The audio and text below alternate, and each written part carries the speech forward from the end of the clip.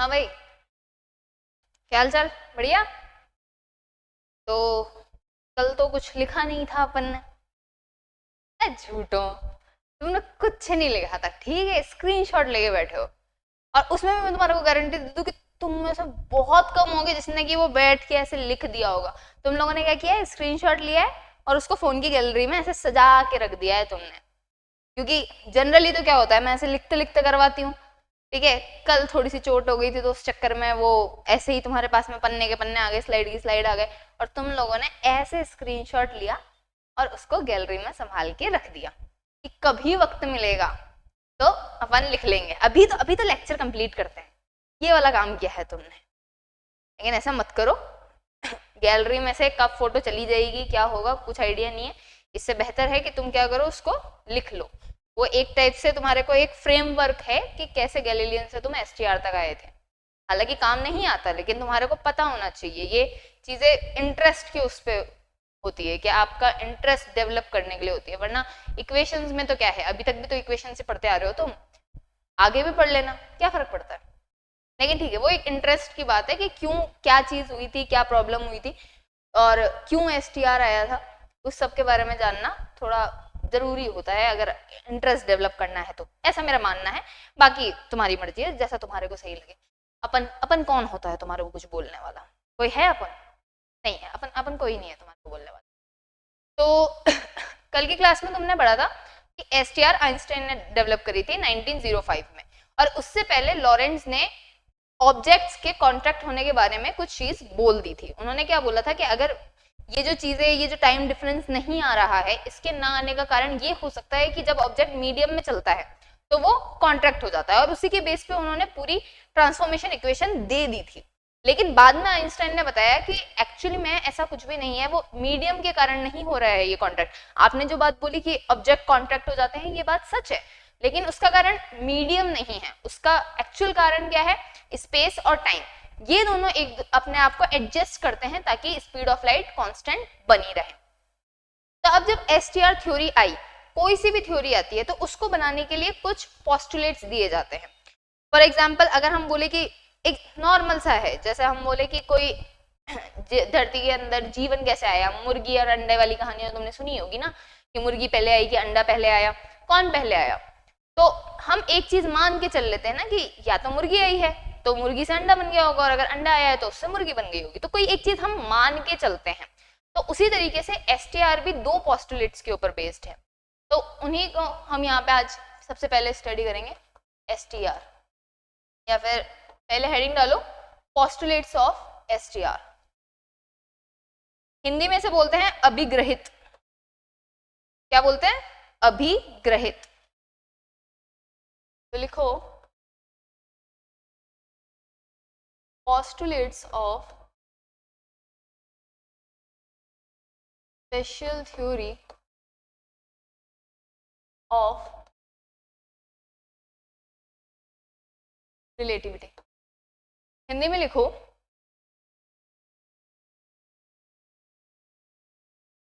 आपेक्षिकता का, सॉरी, हाँ, आपेक्षिकता के विशिष्ट सिद्धांत के अभिग्रहित, आपेक्षिकता के विशिष्ट सिद्धांत के अभिग्रहित।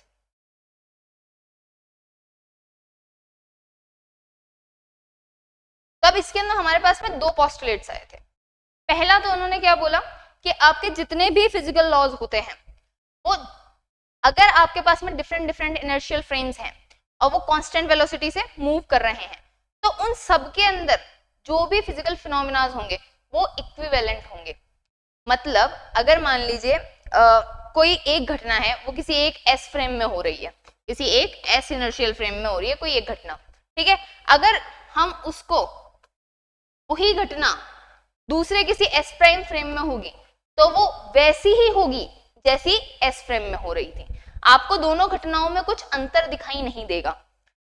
नॉर्मल भाषा के अंदर, अपन लोगों की भाषा में अगर तुम्हारे को समझाऊं कि एक फ्रेम है, हम धरती को मान लेते हैं, जमीन को मान लेते हैं, ठीक है? तुम हो और तुम्हारा दोस्त है।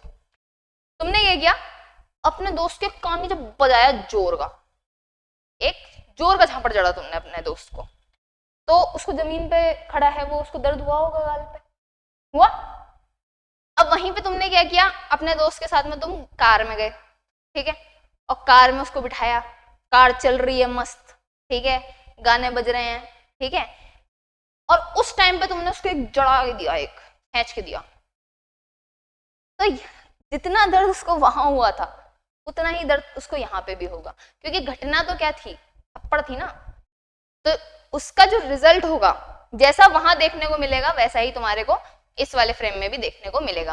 तो अगर हमारे पास में अलग अलग क्या है, फ्रेम ऑफ रेफरेंस है, और सारे इनर्शियल की बात कर रहे हैं हम, अगर इनर्शियल फ्रेम ऑफ रेफरेंसेस है हमारे पास में डिफरेंट डिफरेंट, तो उन सब के अंदर अगर कोई घटना हम स्टडी करते हैं तो वो सबके अंदर सेम ही तरीके से होगी। ऐसा नहीं होगा कि किसी और के अंदर तुम्हें कुछ अलग ही रिजल्ट देखने को मिल जाएंगे, नहीं, वो सारी चीजें होगी। और जितने फिजिकल लॉज हैं हमारे, चाहे वो न्यूटन का लॉ हो, चाहे कोई सा भी लॉ, सारे के सारे लॉ जैसे कि तुम्हारे पास में अगर एक इनर्शियल फ्रेम में वैलिड हो रहे हैं तो वो दूसरे में भी वैलिड होंगे, तीसरे में भी वैलिड होंगे। जितने फ्रेम ऑफ रेफरेंसेस तुम लेके आ जाओ इनर्शियल, उन सब के अंदर वो एक ही तरीके के तुम्हारे को देखने को मिलेंगे। और सेकंड जिसके ऊपर पूरी लड़ाई हो रही थी वो क्या था, स्पीड ऑफ लाइट। तो सेकंड पोस्टुलेट ये बोलता है कि जो स्पीड ऑफ लाइट है वो एक यूनिवर्सल कांस्टेंट है। कैसा कांस्टेंट है, सर्वत्रिक नियतांक, यानी कि इस पूरे ब्रह्मांड में तुम कहीं चले जाओ, इस पूरे यूनिवर्स में तुम कहीं भी चले जाओ, वो हमेशा सी ही रहेगी, वो बदलेगी नहीं। और इसी को, ये हमारे पास में दो पोस्टुलेट्स हो गए। पहला वाला कि सबके अंदर बराबर रहेगा, तो इसलिए उसे बोला जाता है प्रिंसिपल ऑफ इक्विवेलेंस या फिर समतुल्यता का सिद्धांत, तुल्यता का सिद्धांत, ठीक है। और सेकंड कि स्पीड ऑफ लाइट तुम्हारे पास में हर जगह पे सेम देखने को मिलेगी, एक यूनिवर्सल कांस्टेंट है, तो इसको हमारे पास में बोला जाता है प्रिंसिपल ऑफ साइमल्टेनिटी। तो अब इसको थोड़ा सा हम लिख लें।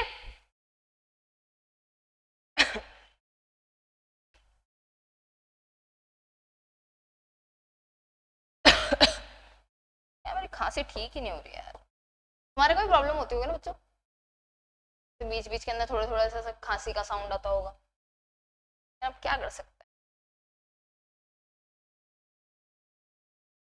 तो पहला डालो, प्रिंसिपल ऑफ इक्विवेलेंस, हिंदी में लिखो तुल्यता का सिद्धांत, तुल्यता का सिद्धांत। और इसमें लिखो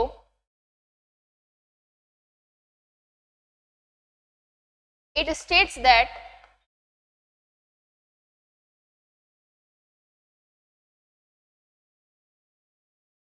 all physical laws are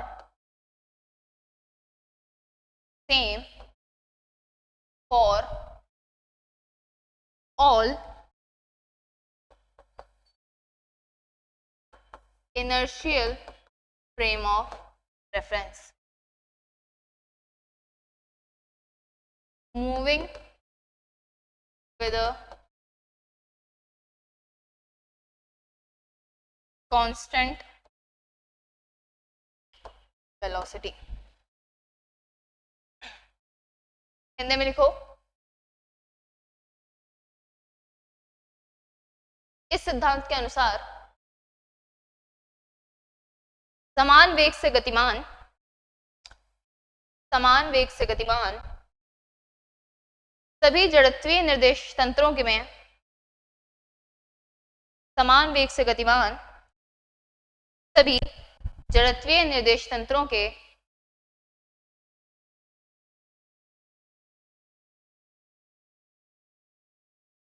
सभी जड़त्वीय निर्देश तंत्रों में भौतिकी के सभी नियम, भौतिकी के सभी नियम समान प्राप्त होते हैं, समान प्राप्त होते हैं।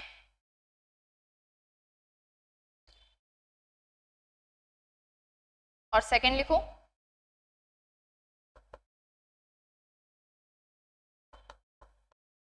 प्रिंसिपल ऑफ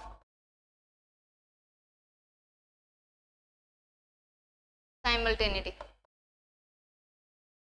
समकालीनता का सिद्धांत, समकालीनता का सिद्धांत।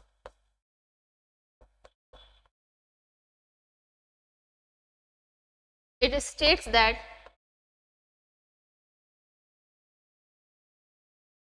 the speed of light is a universal constant.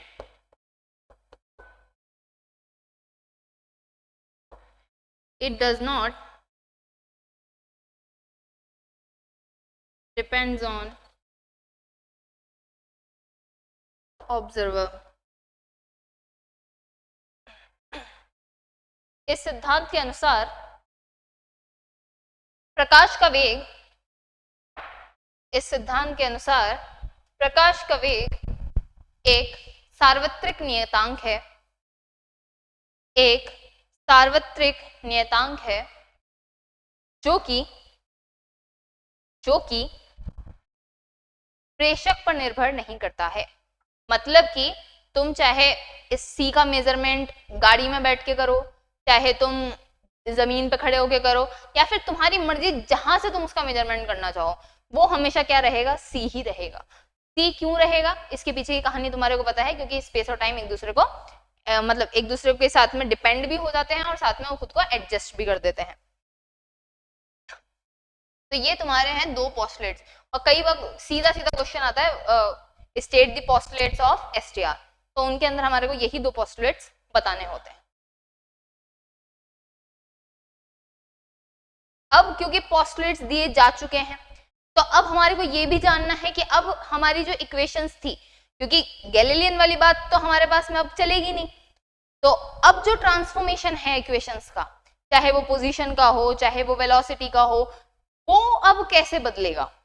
अब क्योंकि हम जब लाइट की बात कर रहे हैं, हम लाइट की स्पीड जब हमने बोल दी कि वो 3 × 10⁸ मीटर पर सेकेंड होती है, तो इतनी हाइट, इतनी वेलोसिटी के ऊपर ये ट्रांसफॉर्मेशन कैसे हमारे को देखने को मिलेगा, या कोई ऑब्जेक्ट जब इस स्पीड को अप्रोच कर जाएगा तो क्या उसके लिए ट्रांसफॉर्मेशन ऐसा ही रहेगा, या फिर उस ट्रांसफॉर्मेशन में कुछ अंतर आएगा, यही आज हम इस क्लास के अंदर पढ़ने वाले हैं। तो हेडिंग डालो Lorentz transformation, Lorentz transformation equation.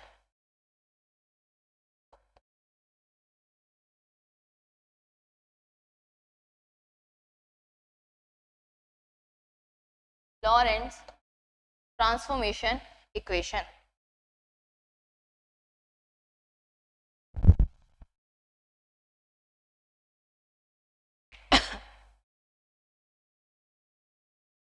Lorentz रूपांतरण समीकरण। अब बात तो आइंस्टाइन की थी, थ्योरी तो आइंस्टाइन ने दी थी, तो फिर इसे लॉरेंज ट्रांसफॉर्मेशन क्यों कहते हैं, क्योंकि हमें पता है कि आइंस्टाइन के बोलने से पहले थोड़ी बहुत बातें तो लॉरेंज ने भी समझ ली थी। हालांकि वो मानने को तैयार नहीं हो रहे थे, लेकिन थोड़ी बहुत चीजों की भनक तो उन्हें लग गई थी कि हाँ ठीक है, कुछ कॉन्ट्रैक्शन जैसी चीजें होती हैं। तो उन्होंने तो एक्चुअली में केवल लेंथ कॉन्ट्रैक्शन ही की बात की थी। आइंस्टाइन ने उसी को थोड़ा सा आगे बढ़ा के और भी चीजें हमारे को बताती कि भैया लेंथ कॉन्ट्रैक्ट के अलावा टाइम भी डाइल्यूट होता है, मास भी डाइल्यूट होता है, तो वो चीजें उन्होंने उसके अंदर एडिशन करी थी। लेकिन सबसे पहले ये जो ट्रांसफॉर्मेशन था, ये किसने दिया था, लॉरेंज ने दिया था, इसलिए हम इनको क्या बोलते हैं, लॉरेंज ट्रांसफॉर्मेशन कहते हैं। और इन्हीं ये सारे के सारे लॉरेंज ट्रांसफॉर्मेशन किस पे बेस है, ये एसटीआर पर ही बेस्ड है। तो इसमें लिखो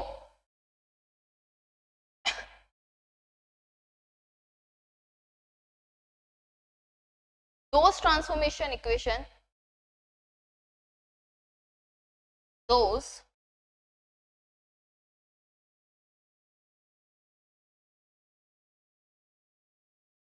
transformation equation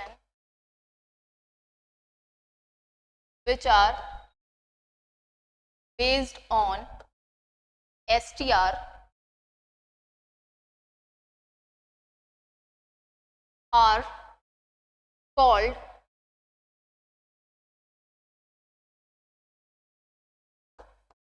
Lorentz transformation equation। वे रूपांतरण समीकरण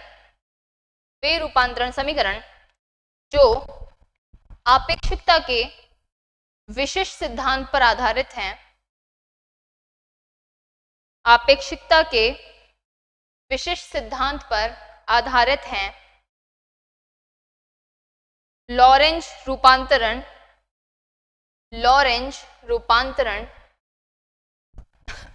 समीकरण कहलाते हैं। लॉरेंज रूपांतरण समीकरण कहलाते हैं।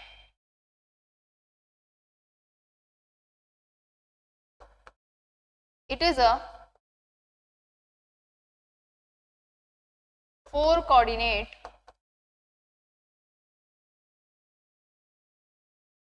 Transformation x, y, z, t।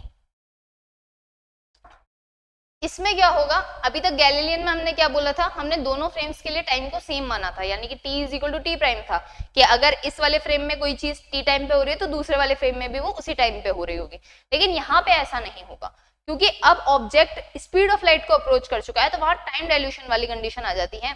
That means तुम्हारे पास में यहाँ पे ये केवल 3 कोऑर्डिनेट्स ही चेंज नहीं होंगे, केवल स्पेस के कोऑर्डिनेट्स चेंज नहीं होंगे, अब तुम्हारा टाइम भी चेंज होना शुरू हो जाएगा।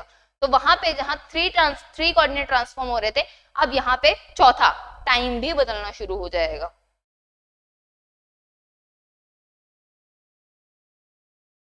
यह 4 निर्देशांकों का रूपांतरण है। यह 4 निर्देशांकों का रूपांतरण है। कौन कौन से 4? x, y, z और t।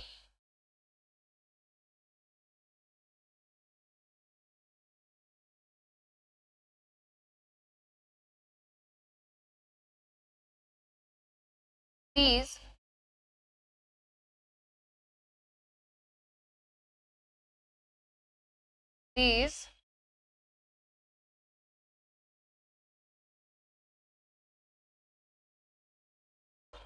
these 4 coordinates change in such a way that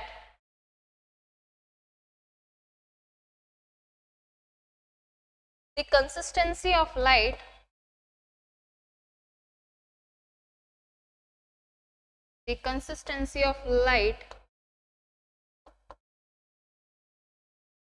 maintain in all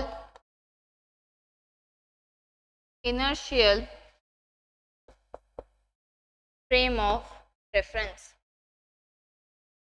ये 4 निर्देश तंत्र इस प्रकार से रूपांतरित होते हैं या परिवर्तित होते हैं। यह 4 निर्देश तंत्र इस प्रकार से परिवर्तित होते हैं कि प्रकाश का वेग सभी जड़त्वीय निर्देश तंत्रों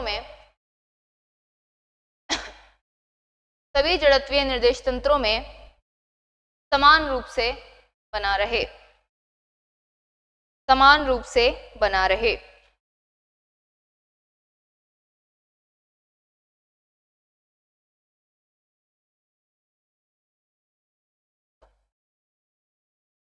This transformation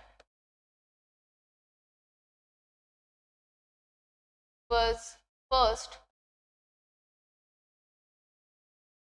given by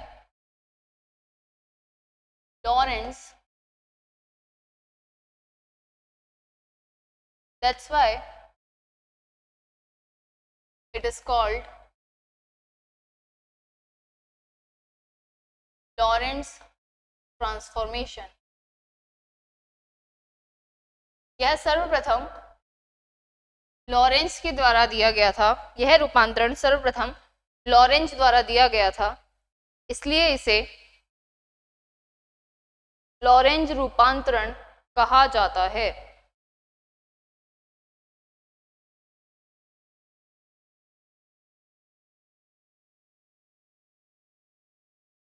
अब हमारा टास्क क्या है? हमारा टास्क है कि लॉरेंज ट्रांसफॉर्मेशन इक्वेशंस को निकालना। जैसे कि हमने क्या किया था, गैलीलियन ट्रांसफॉर्मेशन इक्वेशन निकाली थी, उसी तरीके से हम क्या करेंगे, अब लॉरेंज ट्रांसफॉर्मेशन इक्वेशन निकालेंगे। तो हमारा काम क्या होता है, गैलीलियन में भी हमने यही किया था। हमने इनिशियली क्या माने थे, हमने कुछ 2 फ्रेम्स माने थे। तो हम यहाँ पे भी वही चीज करेंगे, शुरुआत वैसी ही रखेंगे, जैसा ही चीजें हम पढ़ के आए हैं उसी को आगे उसी तरीके से बढ़ाएंगे। तो हम यहाँ पे भी क्या करेंगे, हम दो फ्रेम ऑफ रेफरेंसेस मान लेंगे, एक हम एस मान लेंगे और एक क्या मान लेंगे, एस प्राइम मान लेंगे। अब क्योंकि सारी कहानी लाइट से रिलेटेड है तो हम क्या मानते हैं कि मान लो कि ओरिजिन से हमारे पास में क्या है, वेव फ्रंट जनरेट हो रहा है। वेव फ्रंट का मतलब क्या होता है कि जो हमारी लाइट है ना, इनिशियली जब वेव थ्योरी थी तो वो हमारे को ऐसे वेव फ्रंट के तौर पे मानी जाती थी कि जो लाइट है वो कुछ इस तरीके से वेव फ्रंट की तरह आगे बढ़ती है। लाइट आगे प्रोपेगेट करती है ना, तो वो ऐसे कुछ वेव फ्रंट बनाते हुए आगे चलती है। और ये वेव फ्रंट भी अलग अलग टाइप के हो सकते हैं, ऑप्टिक्स में पढ़ते हैं अपन ये। उसके अंदर क्या हो सकता है, एक तो तुम्हारे पास में एक सिलेंड्रिकल वेव फ्रंट भी हो सकता है। सिलेंड्रिकल मतलब कि ऐसे ऐसे हर डायरेक्शन के अंदर ऐसे ऐसे निकल सकता है, ऐसे जैसे एक सिलेंडर होता है ना, जैसे कि मान लो ये पेन है तो इसकी सरफेसेस से अलग अलग डायरेक्शन के अंदर वो वेव निकल सकती है। एक हो सकता है कि वो स्फेरिकल हो, जैसे स्फेयर देखा है, गेंद देखी है, तो उसकी तरह हमारे पास में ये ऐसे स्फेयर की तरह हमारे पास में निकल सकता है। और एक हमारे पास में प्लेन वेव फ्रंट होता है कि हमारी जो लाइट है वो ऐसे सीधे प्लेन फॉर्म में इस तरीके से आगे प्रोपेगेट कर रही हो। तो ये तीन अलग अलग टाइप के वेव फ्रंट होते हैं जिसके अंदर हमारी लाइट प्रोपेगेट कर सकती है। तो हम यहाँ पे मान के चल रहे हैं कि मान लो स्फेरिकल वेव फ्रंट है, कि हमारे ओरिजिन से क्या हो रहा है, स्फेरिकल वेव फ्रंट जनरेट हो रहा है। और अब हम कोई मान लेते हैं किसी पॉइंट P तक उस वेव फ्रंट को जाना है, उस लाइट को जाना है। तो सबसे पहले हम दो फ्रेम्स बना लें जो कि हम अभी तक करते आए हैं। ये एक हो गया और ये दूसरा एक्सिस हो गया।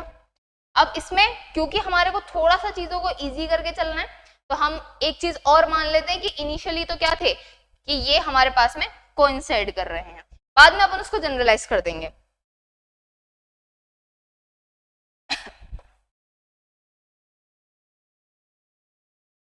कि ये हमारे पास में एक फ्रेम है, ठीक है, और उसी के ऊपर क्या है, ये दूसरा फ्रेम है। मेरा हाथ दिख रहा है, ये पहले भी किया हुआ है पर ने, ये दूसरा फ्रेम है। तो इनिशियली तो क्या है, दोनों के ओरिजिन को इंसाइड कर रहे हैं, लेकिन फिर उसके बाद में ये ऐसे आगे मूव हो गया।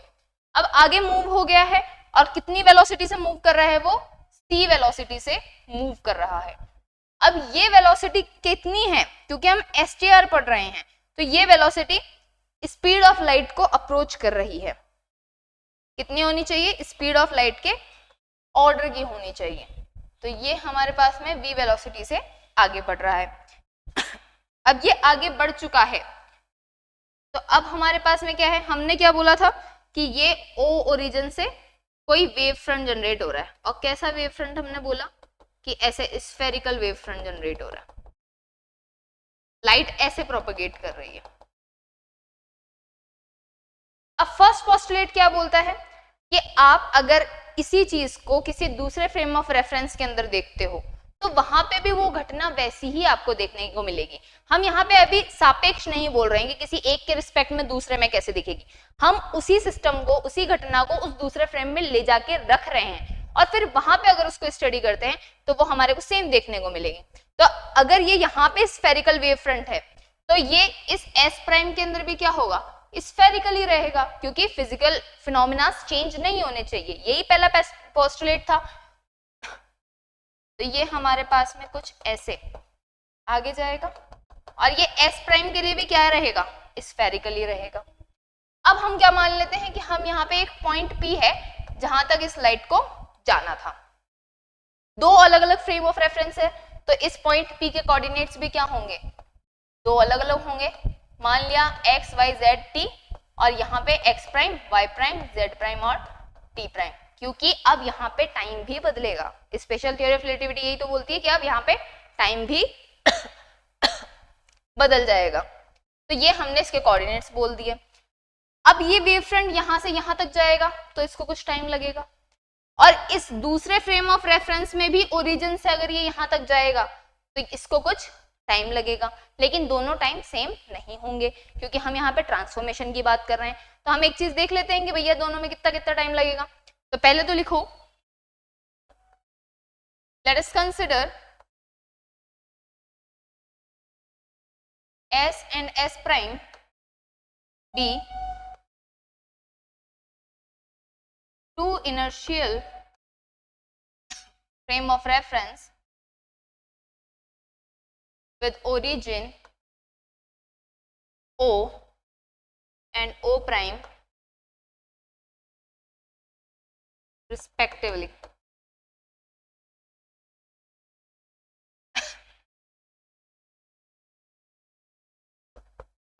If a spherical wavefront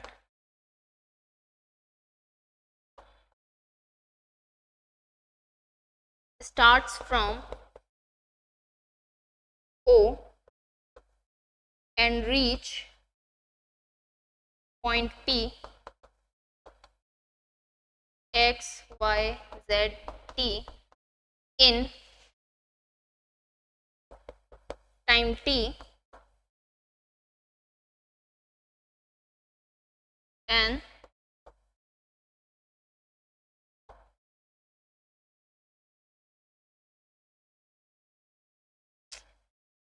if की जगह यहाँ let लिख लो, क्या लिख लो, let. माना S तथा S प्राइम दो जड़त्वीय निर्देश तंत्र हैं. माना S तथा S प्राइम दो जड़त्वीय निर्देश तंत्र हैं जिनके मूल बिंदु क्रमशः O तथा O प्राइम है.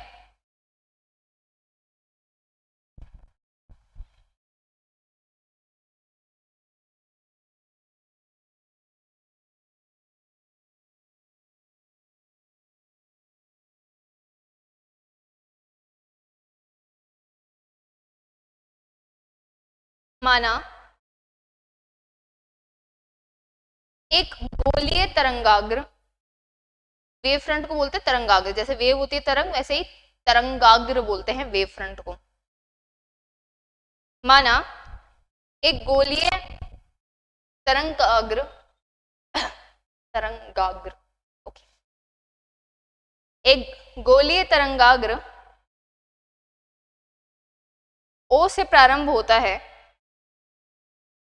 तथा बिंदु P x, y, z, t पर पहुंचता है.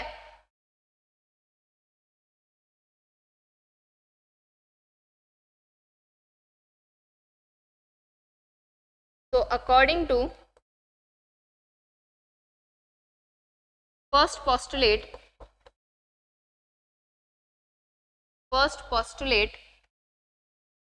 of STR,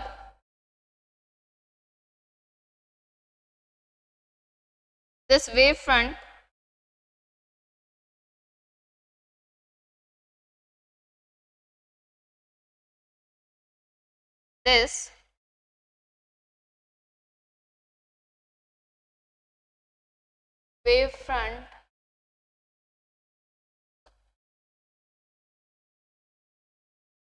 will appear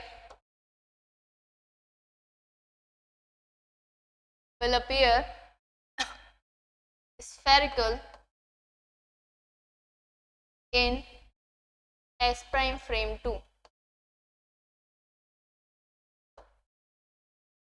Let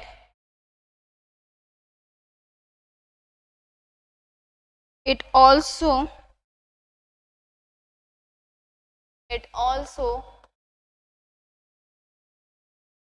reaches the point P x prime, y prime, z prime, t prime in t prime time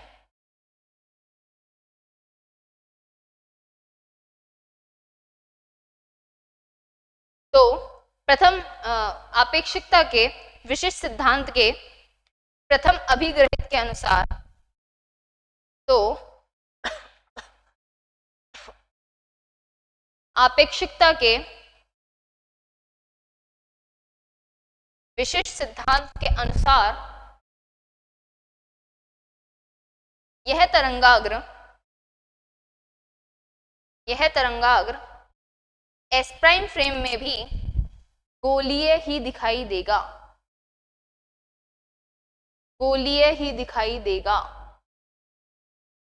माना यह बिंदु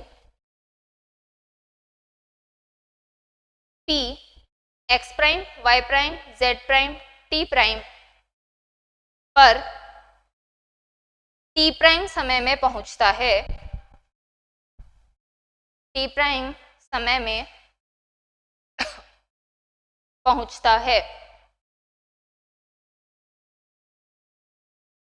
तो अब दोनों टाइम्स को हम देख लें कितना टाइम लगेगा। अब देखो यहां से अगर हम यहां की बात कर रहे हैं, O से अगर ये P तक पहुंचेगा, O से P तक पहुंचेगा तो ये कुछ ये वाली डिस्टेंस ट्रेवल करेगा, और वहीं पे अगर ये O प्राइम से जाएगा तो ये वाली डिस्टेंस ट्रेवल करेगा। तो चाल इज इक्वल टू दूरी बटा समय, यही होता है। तो टी टाइम तो कितना हो जाएगा, ओपी अपॉन वेव फ्रंट है, लाइट की बात हो रही है तो उसकी स्पीड कितनी होगी, सी ही रहेगी। सेकंड पोस्टुलेट यही बोलता है, तो सी। और उसी तरीके से टी प्राइम कितना निकल जाएगा, ओ प्राइम टी का modulus divided by c. Time कोई वेक्टर क्वांटिटी थोड़ी है, वो तो एक मैग्नीट्यूड है, तो यहाँ पे भी हम इसको क्या करेंगे, मैग्नीट्यूड वाइज लेंगे।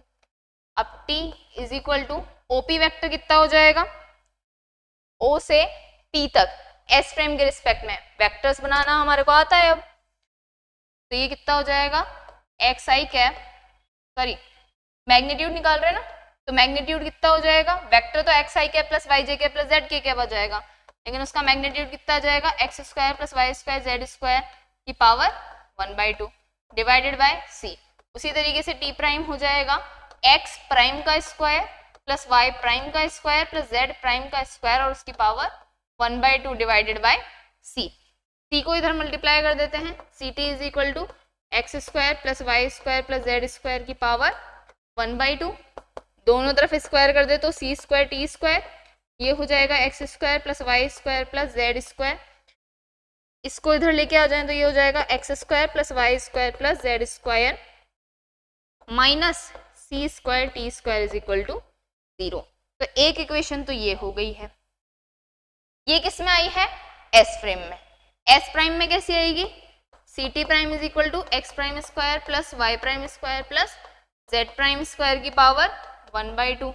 ये हो जाएगा c square t prime square is equal to x square x prime square plus y prime square plus z prime square.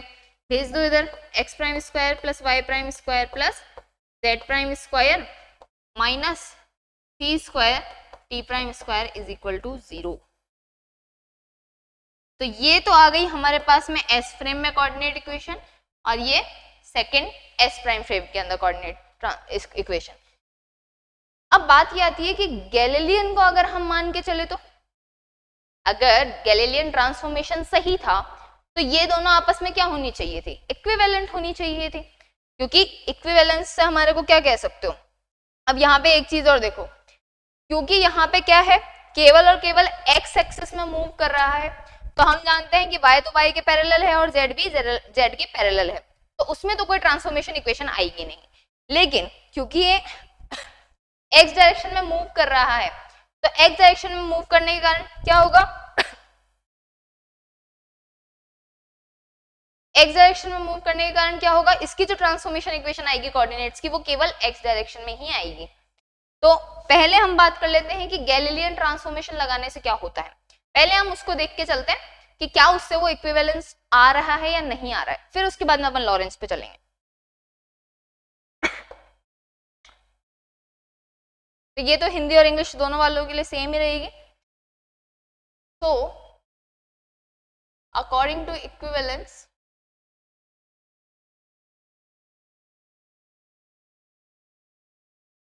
According to equivalence क्या होना चाहिए था, इन दोनों का आपस में बराबर आना चाहिए था।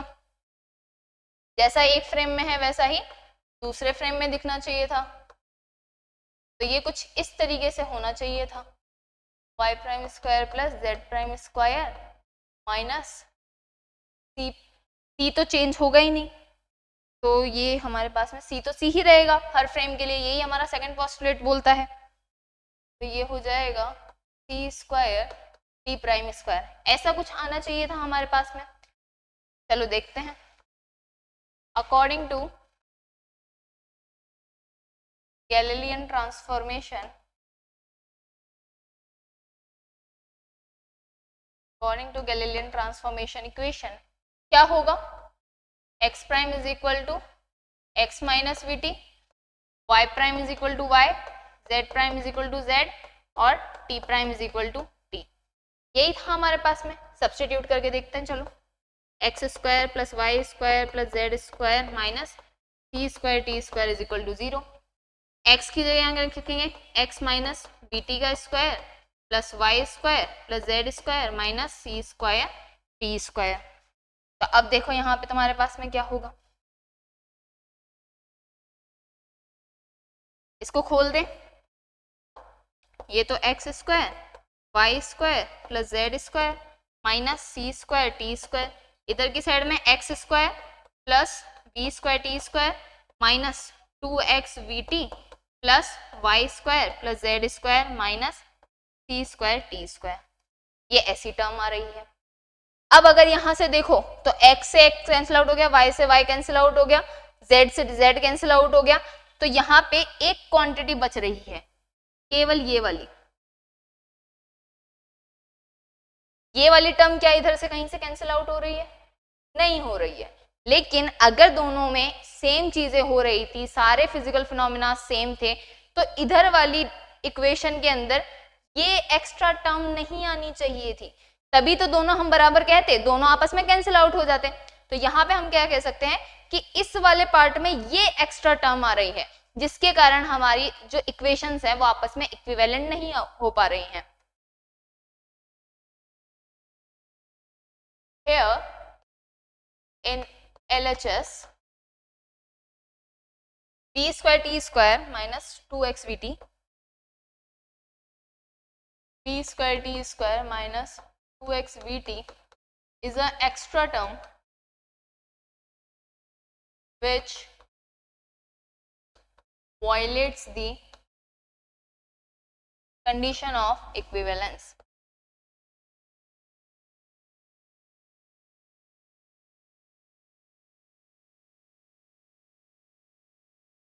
यहाँ LHS है RHS है, RHS है ना,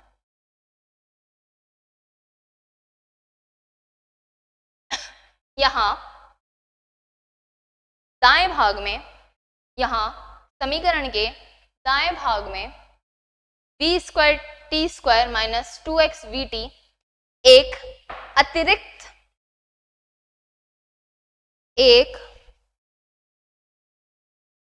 अतिरिक्त व्यंजक है जो कि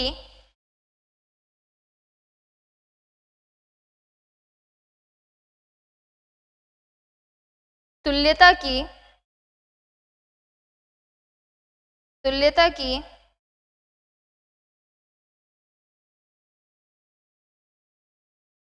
स्थिति को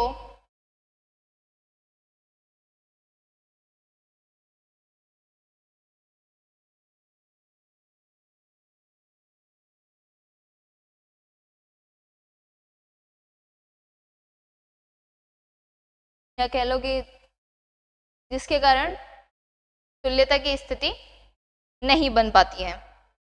वॉयलेट को हिंदी में क्या बोलते हैं? तो हिंदी नहीं आ रहा हमको, सॉरी। हाँ,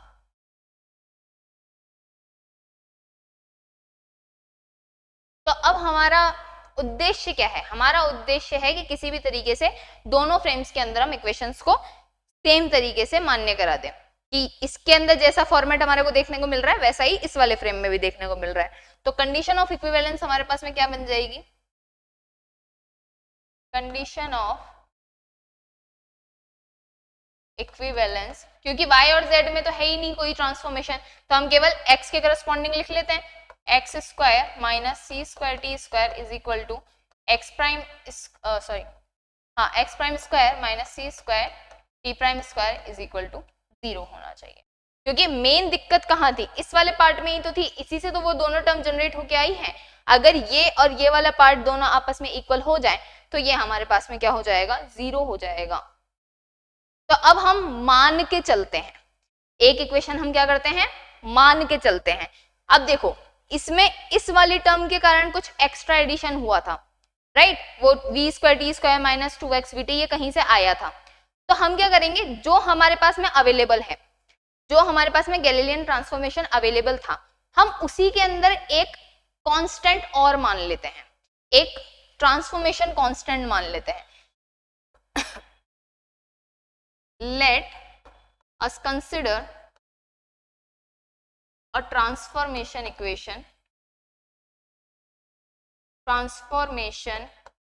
equation x prime is equal to x minus vt। ये तो पहले भी था हमारे पास में, राइट, और इसी के स्क्वायर से वो टर्म निकल रही थी।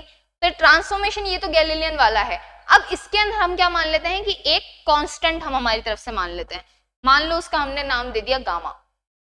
इसकी वैल्यू क्या है हमारे को नहीं पता है, लेकिन ये टर्म ऐसी है जिसके कारण इसमें जो एक्स्ट्रा टर्म आ रही थी वो हमारे पास में खत्म हो जाएगी, ऐसा हम मान के चल रहे हैं। अब बात आती है कि हमने यही फॉर्मेट क्यों चूज करा, यही इक्वेशन क्यों चूज करी इसी टाइप की। तो फर्स्ट तो क्या है, इट इज इजी, ये क्या है आसान है। Second, it is linear. Linear क्या है, मतलब कि इसके अंदर कोई पावर वाली चीज तो है नहीं हमारे पास में कि एक x की 1 पावर आ रही है, x की 2 पावर आ रहा है, ऐसा कुछ भी नहीं है।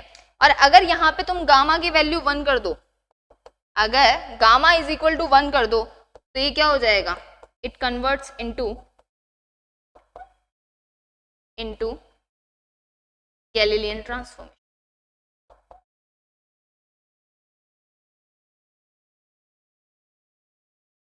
तो इसको मान के हमने ये निकाल दी।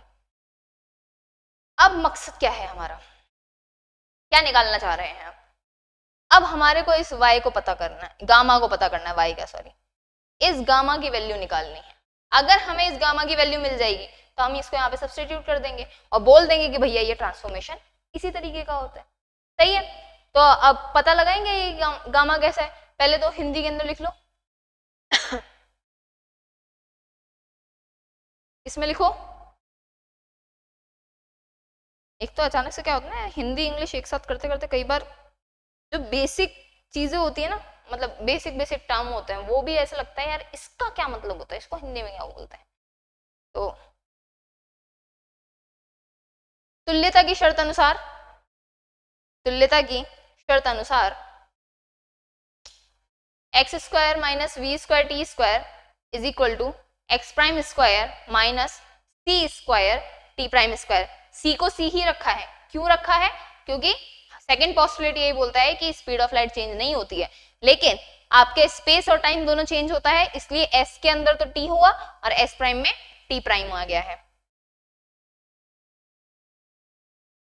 माना एक रूपांतरण समीकरण x prime is equal to gamma x minus v t है।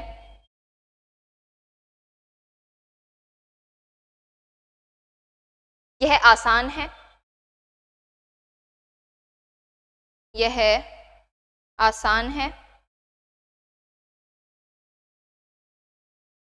यह रेखीय है, और यदि गामा इज इक्वल टू 1 रखा जाए तो यह गैलीलियन रूपांतरण में परिवर्तित हो जाती है। गामा इज इक्वल टू 1 रखा जाए तो गैलीलियन रूपांतरण में परिवर्तित हो जाती है।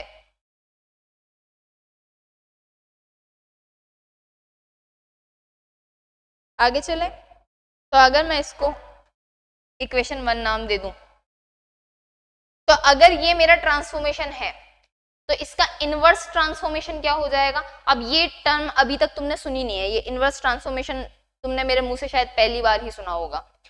इनवर्स ट्रांसफॉर्मेशन का मतलब क्या होता है कि अभी तक अपन ने जितनी भी इक्वेशंस पढ़ी थी वो मैंने तुम्हारे को सिर्फ एक डायरेक्शन में बताया है कि यानी कि एस के रिस्पेक्ट में हमने इक्वेशंस निकाली है, कि यहाँ पे हमने क्या किया था, एक्स प्राइम निकाला है। तो ये एक्स प्राइम क्या है, ये सॉरी एक्स प्राइम क्या है, एस प्राइम फ्रेम के अंदर क्या होगा उसके कोऑर्डिनेट्स।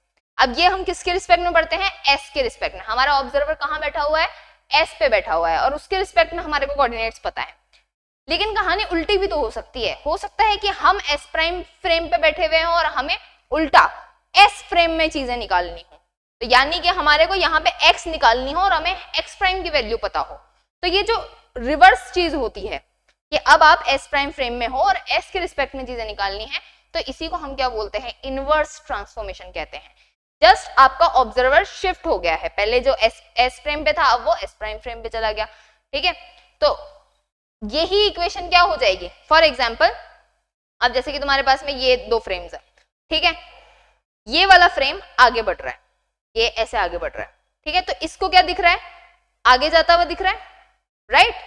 लेकिन अगर वहीं पे बंदा इस वाले फ्रेम पे बैठा दिया मैंने, अब क्या कर दिया, पर्सन को इस वाले फ्रेम पे शिफ्ट कर दिया, तो इसको तो क्या दिखेगा, ऑब्जेक्ट पीछे जाता हुआ दिखेगा। जैसे ट्रेन में होता है ना, अपने पास में ट्रेन छुक आगे चल रही होती है, लेकिन हमें क्या लगता है पेड़ पीछे जा रहा है। तो इनवर्स ट्रांसफॉर्मेशन में कोई चेंज नहीं होता है, सिर्फ वेलोसिटी की डायरेक्शन चेंज हो जाती है। जैसे कि यहाँ पे अगर माइनस वी है तो इनवर्स वाले में क्या हो जाएगा, प्लस वी हो जाएगा। एक्स प्राइम की जगह अब कौन सा कोऑर्डिनेट निकलेगा, एक्स कोऑर्डिनेट निकलेगा। तो अगर मैं इसका इनवर्स ट्रांसफॉर्मेशन लिखूं,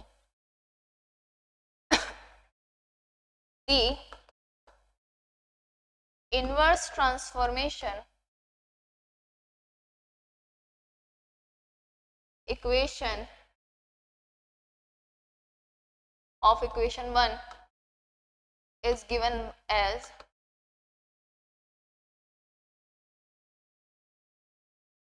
x प्राइम की जगह x, x की जगह x प्राइम, t की जगह t प्राइम और माइनस की जगह प्लस। तो x is equal to gamma x prime plus vt prime. ये तुम्हारा क्या हो जाएगा, इनवर्स ट्रांसफॉर्मेशन हो जाएगा। यानी कि तुम्हारा देखने का नजरिया बदल गया। पहले तुम इस पे बैठ के इसको ऑब्जर्व कर रहे थे, अब इस पे बैठ के इसको ऑब्जर्व करोगे, बस इतना सा अंतर है। तो इसे हम बोलते हैं इनवर्स ट्रांसफॉर्मेशन इक्वेशन। तो इसे इक्वेशन 2 नाम दे देते हैं। अब मुद्दा क्या है, गामा की वैल्यू निकालना। तो सब्स्टिट्यूटिंग इक्वेशन 2 इंटू 1, क्या करा, 2 को 1 में रखा। वो वाली इक्वेशन क्या थी, x prime is equal to gamma x minus v t थी, लेकिन अब x की वैल्यू में क्या रख दूं, ये रख दूं x prime plus v t prime x minus v T, यही होगा। ब्रैकेट्स का थोड़ा सा ध्यान रख लेते हैं अपन, ये रख लेते हैं, ये चीज हो गई। खोल दो चलो,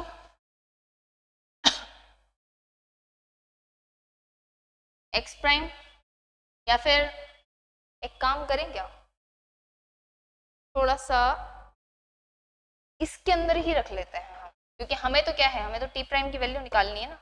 तो एक काम करते हैं, इसको थोड़ा सा उल्टा ले चलते हैं, उस वाली इक्वेशन से पुट कर देते हैं, x is equal to gamma, क्योंकि एस फ्रेम पे बैठे हैं ना, तो हमारे को x वगैरह की वैल्यू पता है, तो हम यहाँ से सब्स्टिट्यूट कर देते हैं x गामा, ये वाली वैल्यू हम सब्स्टिट्यूट कर देते हैं। तो x प्राइम की जगह क्या आ जाएगा, gamma x minus v t plus v t prime, ये आ जाएगा। तो यहाँ से क्या हो जाएगा, x अपॉन गामा हो जाएगा, ये हमारे पास में gamma x minus gamma v t plus gamma v t prime आ जाएगा। मुझे टी प्राइम से मतलब है, तो इसको इधर ले आते हैं, gamma v t prime equal to, ये सब इधर भेज दिए, x upon gamma minus gamma x plus gamma v t. यहाँ तक सही हो। टी प्राइम की वैल्यू निकालनी है, इसको इधर की साइड में भेज दें, या फिर उससे पहले कुछ चीजें कांस्टेंट भी निकाल लेंगे, चाहे हमारे को तो टी प्राइम से मतलब है, आप कैसे भी करें क्या फर्क पड़ता है। चलो, तो ये t prime is equal to क्या हो जाएगा, 1 अपॉन गामा वी, ये हो जाएगा x upon gamma minus gamma x plus gamma VT. मुझे यहाँ पे ये गामा दिखाई दे रहा है तो मेरा मन कर रहा है मैं इस गामा को बाहर निकाल दूँ क्या? चलो थोड़ा सा इधर ही लिख दूँ क्या यार, बार बार पन्ना पलटना पड़ेगा यार मेरे को। तो ये हो जाएगा t prime is equal to, यहाँ से अगर मैं गामा कॉमन निकाल लूँ या फिर गामा वी ही निकाल लूँ, गामा निकाल लूँ चलो कोई बात नहीं, gamma upon gamma v x upon ये क्या हो जाएगा gamma square minus x plus v t आ जाएगा। यहाँ तक भी सही है। तो t prime is equal to 1/v, ये हो जाएगा x अपॉन गामा स्क्वायर। इन दोनों में से x कॉमन निकल सकता है, ये वाली टर्म और ये वाली टर्म। मैंने क्या किया, x कॉमन निकाल दिया,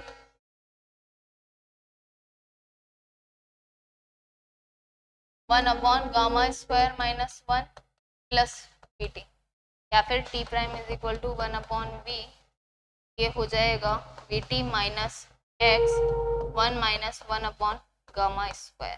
तो ये मेरे पास में कुछ टी प्राइम की वैल्यू आ गई है।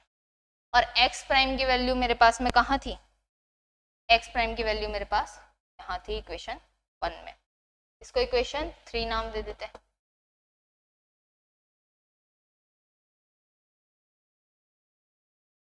अब गामा की वैल्यू निकालने में हमारी मदद कौन करेगा, कंडीशन ऑफ इक्विवेलेंस। अगर वो दोनों टर्म दोनों साइड में बराबर हो जाए तो हमारे पास में कहीं से गामा की वैल्यू निकल जाएगी। जैसे हम क्या करते थे मैथ्स में करते थे ना, जैसे कि 3x plus 4y is equal to 2x plus 6y, sorry ax plus 6y। तो हमें अब a की वैल्यू निकालनी है कि वो कितनी आएगी। तो हम क्या कर सकते थे, इधर उधर भेज के चीजों को इजीली a की वैल्यू निकाल सकते थे। तो वहां पे कोई इक्विवेलेंस की कंडीशन होती थी। तो यहाँ पे भी तो हमारे पास में इक्विवेलेंस की कंडीशन है, कौन सी रही, ये रही। इसको a नाम दे देते हैं, इसको a नाम दे देते हैं। तो इसके अंदर x c को छेड़ना नहीं है, x प्राइम और t प्राइम की वैल्यू अभी अभी जो हमने निकाली है वो हम सब्स्टिट्यूट कर देते हैं।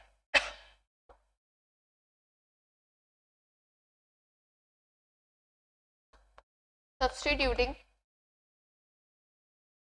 value of equation 3 and 1 of equation 1 and 3 into a। तो उसमें इधर वाली टर्म को तो छेड़ना ही नहीं है, क्या करना है, x प्राइम वाली हमारे को पुट करनी है। तो x प्राइम की जगह क्या आ जाएगा, gamma x minus v t का स्क्वायर माइनस टी स्क्वायर, और t प्राइम की अभी अभी क्या वैल्यू निकली, 1/v we T, 1/v we t minus x 1 minus 1 upon gamma square का होल स्क्वायर, ऐसा ही कुछ आएगा।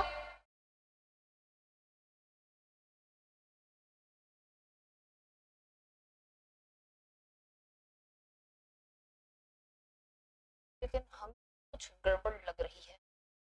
इक्वेशन सही लिखिएगा बेटा, गामा इधर भेज दिया, ये हो गया gamma x gamma v t, और ये गामा कहाँ से आया, तुम यहाँ क्या कर रहे हो, प्लस ये तो वी टी प्राइम ही है केवल, यहाँ पे भी गामा है, कहाँ से आया भैया तुम, ये यहाँ पे भी है, और तुम लोग बोले भी नहीं इतनी देर से कि यहाँ पे गलत कर रही हूँ मैं, क्या बात है। वी टी प्राइम और सॉरी क्या हुआ, ये तो गामा वी टी ही रहेगा,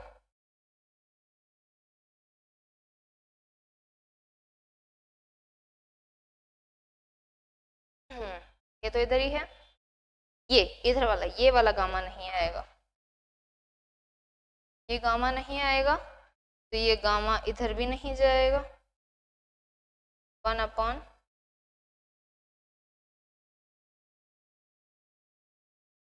1 अपॉन केवल v जाएगा,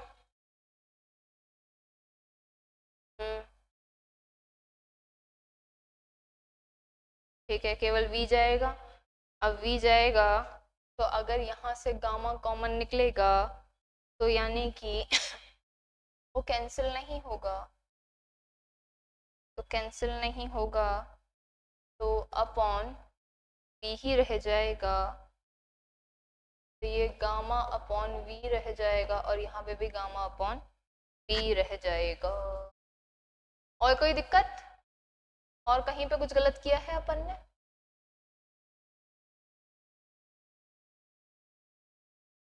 फार गुड। तो एक काम करते हैं ना, इसमें v को निकाल लेते हैं। t prime is equal to gamma, v को कॉमन निकालोगे तो t minus x upon v, x upon v 1 minus 1 upon gamma square. हाँ, इसको इक्वेशन 3 नाम डाल देते हैं। तो अब उस वाली में देखो, वहां पे भी क्या हो जाएगा, ये v की जगह 1 अपॉन गामा हो जाएगा, सॉरी गामा इधर हो जाएगा, v तो हमने कॉमन निकाल ही दिया है, तो यहाँ पे क्या रह जाएगा, केवल t अपॉन v रह जाएगा। अब सही है, अब सही लग रहा है देखने में, और कोई गलती तो नहीं करी है अपन ने, चेक कर लो एक बार। सही है, ठीक है। अब आ जाएगा x square minus c square t square is equal to, इसको करो, ये हो जाएगा gamma square x minus v t का स्क्वायर माइनस सी स्क्वायर। अब ये जो स्क्वायर है केवल इस ब्रैकेट का है, तो ये गामा स्क्वायर हो जाएगा और ये t minus x v 1 minus 1 upon gamma इस ब्रैकेट का होल स्क्वायर हो जाएगा। तो इधर से देखें हम, ये हो जाएगा x square minus c square t square, इसको तो छेड़ना ही नहीं, खैर ये हो जाएगा गामा स्क्वायर, इसका स्क्वायर ओपन करो, x square plus v square t square minus 2x v t, done. इधर की साइड में minus c square gamma square, इसको खोलेंगे, ये फर्स्ट टर्म हो गई, ये सेकंड टर्म हो गई, ये हो जाएगा t square plus x square upon v square 1 minus 1 upon gamma का square minus 2t x v 1 minus 1 upon gamma का स्क्वायर। खुल गया।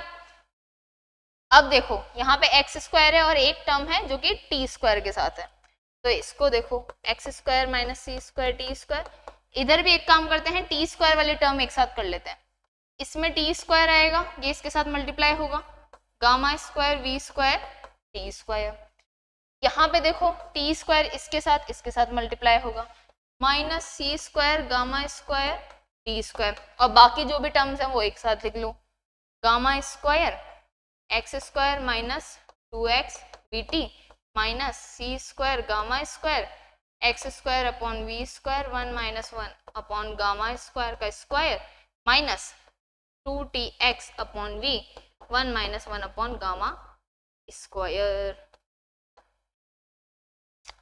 यहाँ तक सही हो? अब अगर दोनों साइड बराबर हैं तो यानी कि यहाँ पे जो कोफिशिएंट्स हैं वो भी आपस में बराबर होने चाहिए, राइट। जैसे कि मैंने अभी तुम्हारे को एक लीनियर इक्वेशन वाला एग्जांपल दिया था, तो वहां पे x का कोफिशिएंट x के बराबर, y का y के बराबर, इस तरीके से चीजें होनी चाहिए थी। तो उसी तरीके से यहाँ पे भी अगर मैं केवल कंपेयर करूँ किसके कोफिशिएंट को, टी स्क्वायर के कोफिशिएंट को, तो क्या आएगा, minus c square t square is equal to gamma square v square t square minus c square gamma square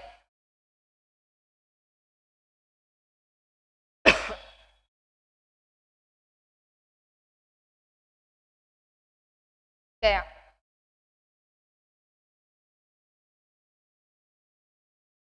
मेरे साथ ही ऐसा क्यों होता है?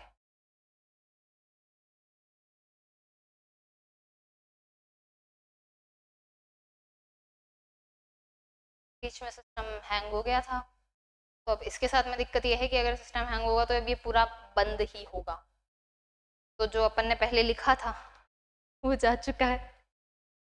तो अपन जहाँ पे रुके थे मैंने वहाँ से थोड़ी बहुत इक्वेशंस लिख दी है।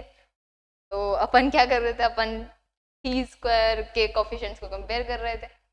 तो तुम्हारे पास तो वीडियो है, बैक जाके लिख लेना वापस, मैं उसी के आगे करवाती हूँ तुम्हारे को। तो यहाँ से जब हम टी स्क्वायर के कोफिशिएंट्स कंपेयर करते हैं तो ये क्या आएगा, minus c square is equal to gamma square v square minus gamma square c square आ जाएगा। तो यहाँ से गामा स्क्वायर और सी स्क्वायर वाले पार्ट को इधर लेके आ जाए, तो ये हो जाएगा गामा स्क्वायर, या फिर हमारे को तो गामा स्क्वायर की वैल्यू निकाल लेना, ऐसा कुछ होने के बाद दिमाग भी काम नहीं करता। गामा स्क्वायर ये हो जाएगा v square minus c square minus c square, तो gamma square is equal to minus c square v square minus c square, minus का साइन नीचे भेज दूं तो ये क्या हो जाएगा c square minus we square आ जाएगा। साथ में अगर यहाँ से नीचे से भी मैं सी स्क्वायर कॉमन निकाल दूं कुछ इस तरीके से, सी स्क्वायर अगर मैं कॉमन निकाल दूं तो इस वाली टर्म में से कॉमन निकलेगा 1, ये हो जाएगा वी स्क्वायर अपॉन सी स्क्वायर, और ये सी स्क्वायर से सी स्क्वायर कैंसिल आउट हो जाएगा, तो क्या बच जाएगा 1 upon 1 minus we square upon C square, और ये किसकी वैल्यू है, गामा स्क्वायर की वैल्यू है। तो यहाँ से गामा की वैल्यू तुम्हारे पास क्या निकल के आई, यहाँ से गामा की वैल्यू तुम्हारे पास में आई 1 upon under root 1 minus we square upon C square, और हमें चाहिए भी क्या था, यही गामा की वैल्यू चाहिए थी, क्योंकि ये तो हमने एक प्रोपोर्शनैलिटी कांस्टेंट मान लिया था, इसकी वैल्यू हमें पता नहीं थी, तो उसके लिए हमने क्या किया, हमने माना कि हमने एक बार ट्रांसफॉर्मेशन इक्वेशन लगाई, एक बार हमने इनवर्स ट्रांसफॉर्मेशन इक्वेशन लगाई, क्योंकि मेन क्या चीज थी, एक्स प्राइम और टी प्राइम। अब जब ट्रांसफॉर्मेशन हो रहा है तो उसके बाद में कौन सी दो चीजें बदल रही है, एक्स प्राइम और टी प्राइम, तो उनकी वैल्यू निकाली, उनकी वैल्यू निकाल के हमने इक्विवेलेंस कंडीशन में रखा, और इक्विवेलेंस कंडीशन में रखने के बाद में ये हमारे पास में टी स्क्वायर के कोफिशिएंट को कंपेयर करने से गामा की वैल्यू निकली। तो अब जब ये वैल्यू निकल गई तो अब हमने इसे नाम दे दिया लॉरेंट्ज ट्रांसफॉर्मेशन कांस्टेंट या कोफिशिएंट, लॉरेंट्ज ट्रांसफॉर्मेशन कोफिशिएंट।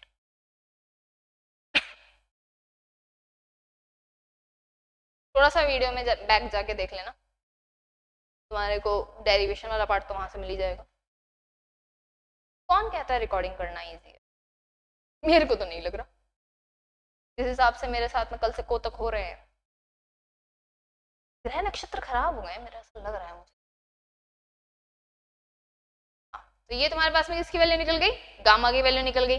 अब अगर गामा की वैल्यू निकल चुकी है तो ट्रांसफॉर्मेशन इक्वेशंस क्या हो जाएगी, तुम्हारी transformation equation x prime is equal to gamma x minus v t थी, राइट, तो गामा की वैल्यू निकली 1 upon under root 1 minus we square upon C square x minus v t हो जाएगी। y में तो कोई चेंजेस आ ही नहीं रहे थे, z में भी कोई चेंज आ ही नहीं रहे थे, लेकिन t प्राइम में जरूर तुम्हारे पास में चेंज आया था। t प्राइम की तुम्हारी इक्वेशन क्या निकली थी, गामा c क्या थी, t प्राइम की तुम्हारे पास में निकली थी t minus x upon v, t minus x upon v 1 minus 1 upon gamma square, यही था।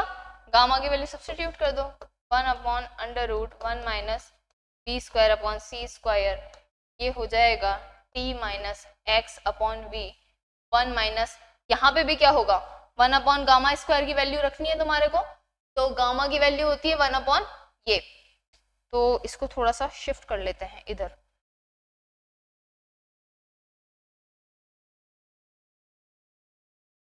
इसको इधर कर लेते हैं, तो ये हो जाएगा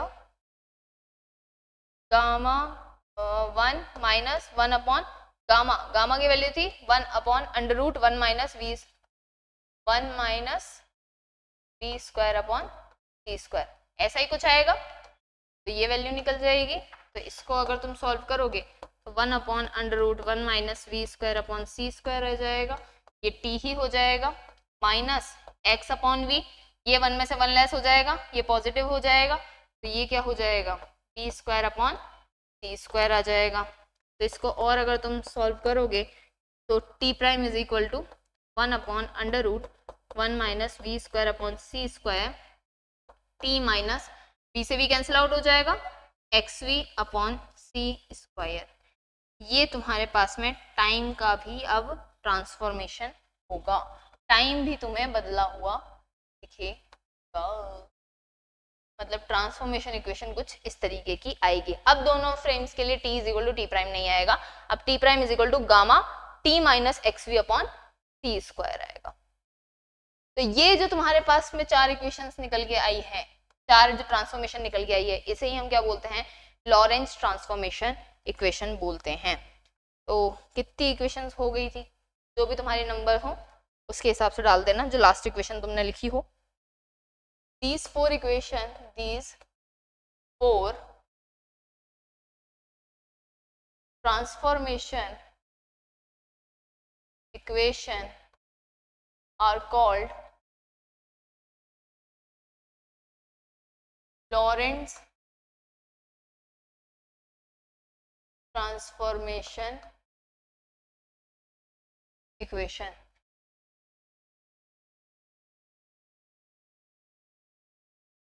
ये चार रूपांतरण समीकरण, ये चार रूपांतरण समीकरण लॉरेंज रूपांतरण समीकरण कहलाते हैं।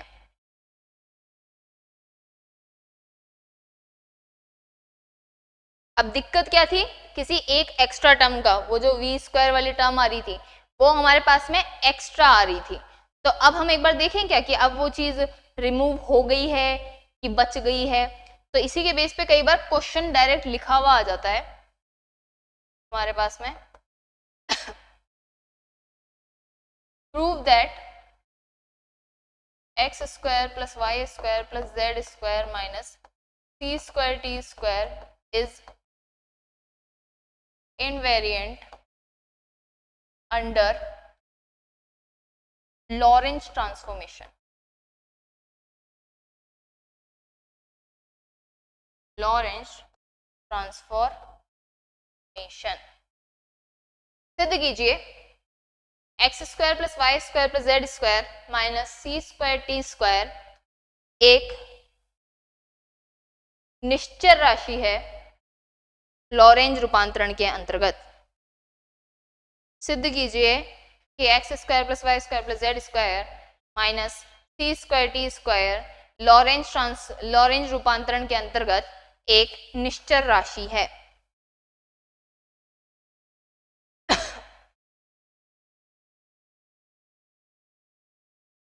तो सॉल्यूशन करने का तरीका क्या होता है, सेम, क्या गिवन है, गिवन है x² plus y² plus z² minus c² t²। और कौन सा ट्रांसफॉर्मेशन बोल रहा है, लॉरेंस ट्रांसफॉर्मेशन। प्रूफ क्या करना है, हैव टू प्रूफ, क्या सिद्ध करना है, इनवेरिएंट है। इनवेरिएंट का मतलब किसी दूसरे फ्रेम के अंदर भी तुम अगर इस चीज को स्टडी करोगे तो इसी टाइप का तुम्हें एक इक्वेशन देखने को मिलेगा। यानी कि x² plus y² plus z² minus c² t² है, तो वो किसके बराबर होगा, x² plus y² plus z² minus c² t²। c change नहीं होगा। तो ये तुम्हारे को एग्जैक्टली प्रूफ करना है। तो सॉल्यूशन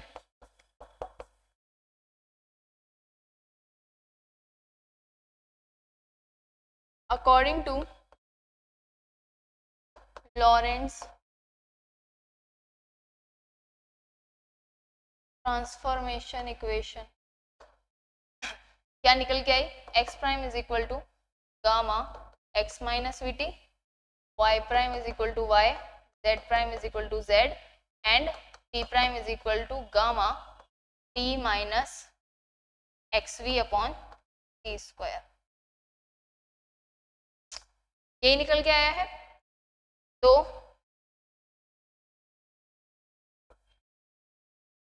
considering the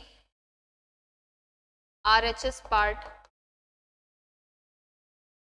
of तो इक्वेशन ए नाम दे देते हैं, of equation A and substituting above equation in it. ये वैसे तुम पहले भी करके आ चुके हो। पहले भी जब अपन इनवेरिएंट बताते थे कोई चीज को तो हम क्या करते थे कि एक फ्रेम के अंदर उस चीज को स्टडी करते थे और जो भी ट्रांसफॉर्मेशन इक्वेशंस होती थी उसको हम उसमें सब्स्टिट्यूट कर देते। तो अगर फाइनल के अंदर वही इक्वेशन हमारे पास में लौट के आ रही है तो हम बोल देते कि इनवेरिएंट है। गैलीलियन वाले के अंदर बहुत किया है तुमने, ये चेंज क्या हो गया अब बस लॉरेंस ट्रांसफॉर्मेशन इक्वेशन आ गई है। तो LHS पार्ट क्या है, x prime square plus y prime square plus z prime square minus c square t prime square, यही था। सब्स्टिट्यूट करो, एक्स प्राइम की जगह क्या रखना है, gamma x minus b t का square plus y square plus z square minus c square, t square की जगह gamma t minus x v upon सी स्क्वायर और इसका स्क्वायर है। खोल दो, इसको खोल दो, कितना आएगा, gamma square x square plus b square t square minus 2x bt, x square plus v square t square, minus का टाइम साइन है तो माइनस 2x bt, और गामा तो हमारे पास में बाहर था ही, गामा का स्क्वायर होगा का स्क्वायर, हाँ ठीक है, plus y square plus z square plus y square plus z square minus c square, t prime की जगह अब टी की वैल्यू रखनी है तो वो कितना था, गामा का स्क्वायर हो जाएगा इधर की साइड में t minus x v upon सी स्क्वायर का, तो टी का square x square v square upon c to the power 4,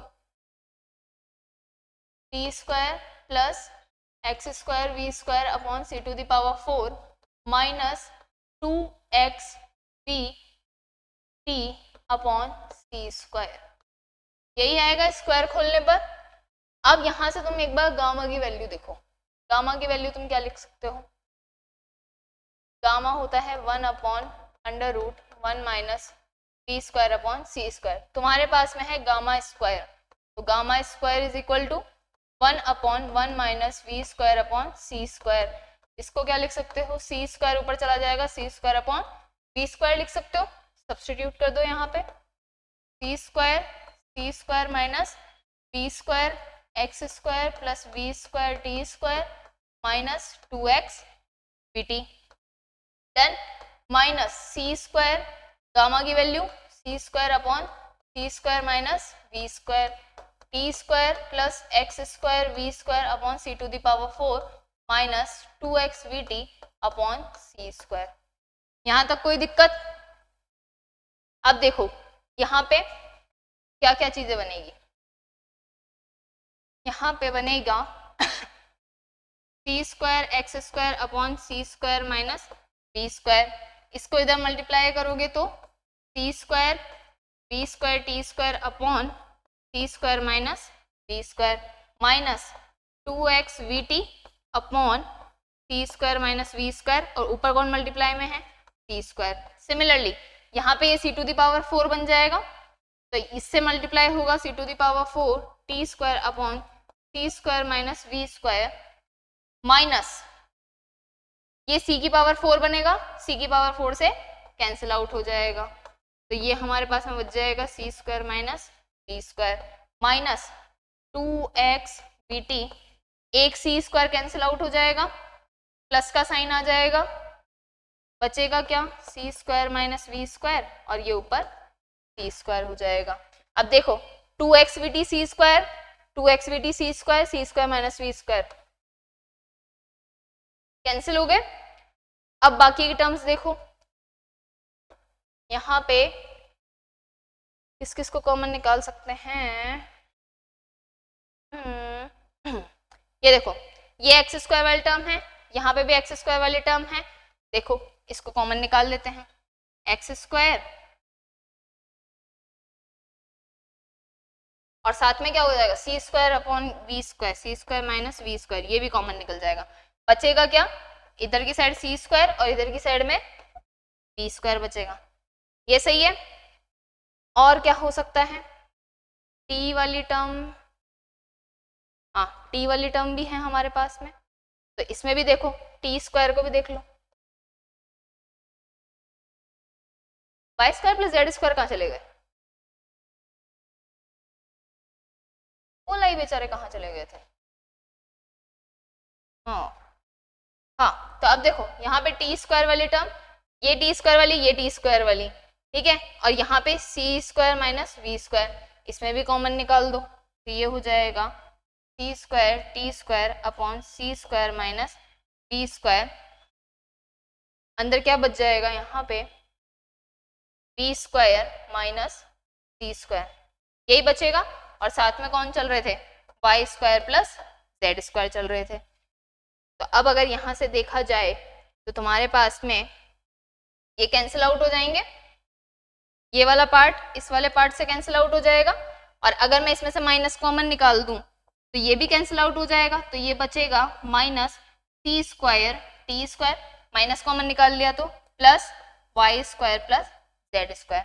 check करो आरएचएस वाला पार्ट यही है क्या, x square plus y square plus z square minus c square t square, यही part बन रहा है क्या उसमें, तो ये किसके इक्वल हो जाएगा, एलएचएस वाले पार्ट के हो जाए, और यही हमारे को क्या करना था, प्रूफ करना था।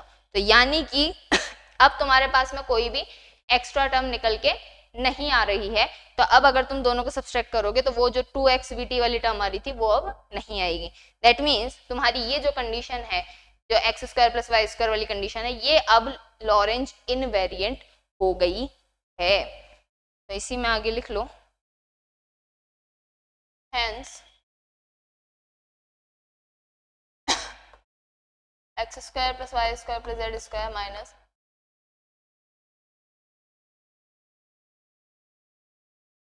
सी square t square is invariant under Lorentz transformation।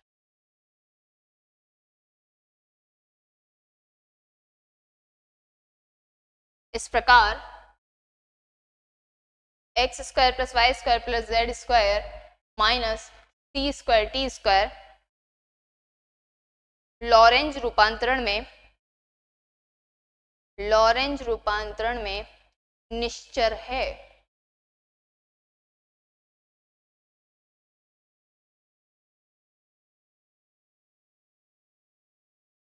तो ये हमने एक क्वेश्चन कर लिया है आज, जो कि कई बार पेपर में देखने को अपने को मिल जाता है, और एसटीआर की शुरुआत यहीं से होती है। तो ये हमने कोऑर्डिनेट ट्रांसफॉर्मेशन देख लिया लॉरेंज का। अब कल अपन देखेंगे इसी के अंदर वेलोसिटी का ट्रांसफॉर्मेशन। लेकिन चलो एक चीज और आ रही है मेरे दिमाग में, रुको। अब देखो तुमने क्या देखा था, लॉरेंज, एक नोट डाल लो, चलो क्या डाल लो, नोट डालो, नोट डालो, x prime is equal to gamma x minus v t होता है, और t prime is equal to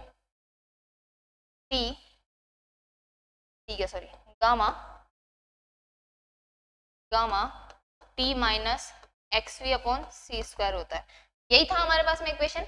अब यहाँ पे गामा की वैल्यू कितनी थी, 1/√, अरे सुन के जाओ यार, कुछ अच्छी चीज बता रही हूँ तुम्हारे को, 1/v स्क्वायर अपॉन सी स्क्वायर थी। अभी हमने क्या बोला था कि ये वेलोसिटी काफी हाई है, कितनी है, स्पीड ऑफ लाइट को अप्रोच कर रही है।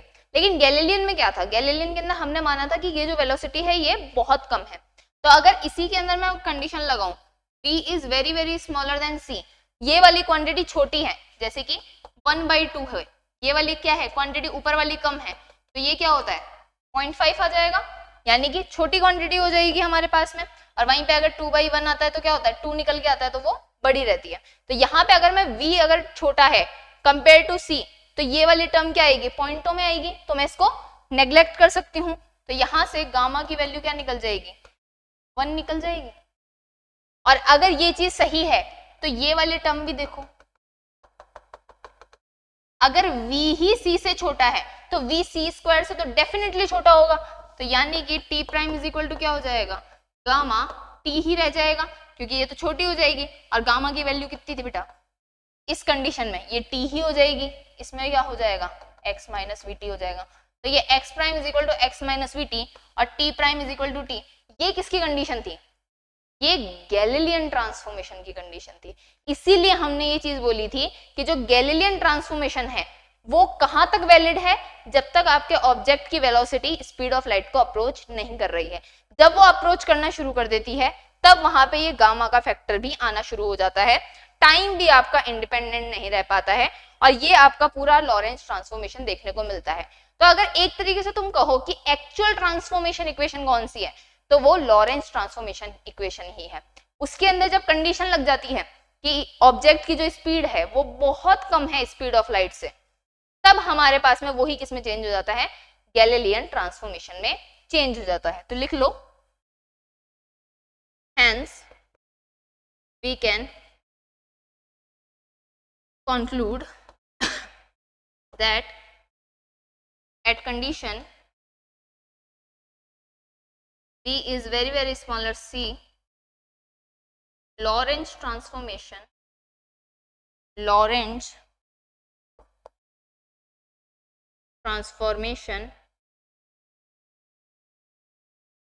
converts into Galilean transformation. तो इससे हम यह निष्कर्ष निकाल सकते हैं कि जब V is very very smaller than C, तो लॉरेंज रूपांतरण गैलीलियन रूपांतरण में परिवर्तित हो जाता है। तो एक्चुअल ट्रांसफॉर्मेशन इक्वेशन तुम्हारी कौन सी हो गई? लॉरेंज ट्रांसफॉर्मेशन इक्वेशन हो गई। उसी का एक स्पेशल कंडीशन तुम मान सकते हो जो कि गैलीलियन ट्रांसफॉर्मेशन इक्वेशन है। तो ये चीज समझ आई। एक जो क्वेश्चन था वो भी हमने कर लिया, जो प्रॉब्लम थी वो भी हमने देख ली। अब कल अपन पढ़ेंगे वेलोसिटी का ट्रांसफॉर्मेशन, कि किस तरीके से वेलोसिटी ट्रांसफॉर्म होती है। कुछ क्वेश्चन भी करेंगे और लेंथ कॉन्ट्रैक्शन और मास, वो टाइम डायलेशन वगैरह जो मैंने तुम्हारे को बोला था कि मैं तुम्हारे को मैथमेटिकली भी ये चीज प्रूफ करके दिखाऊंगी, वो चीज अपन कल करेंगे, ठीक है। और टाइम रहा तो कल की क्लास में उस पर भी क्वेश्चन कर लेंगे, अदरवाइज परसों कर लेंगे। टाइम की कमी थोड़ी है, 6 महीने मिले हैं एक बुक के लिए, मस्त आराम से करेंगे धीरे धीरे अपन, ठीक है। चलो भाई ध्यान रखना, इसको उतारना, इसके स्क्रीनशॉट लेके मत बैठ जाना, शांति से बैठ के उतारना इसको, ठीक है। चलो भाई, राधे राधे।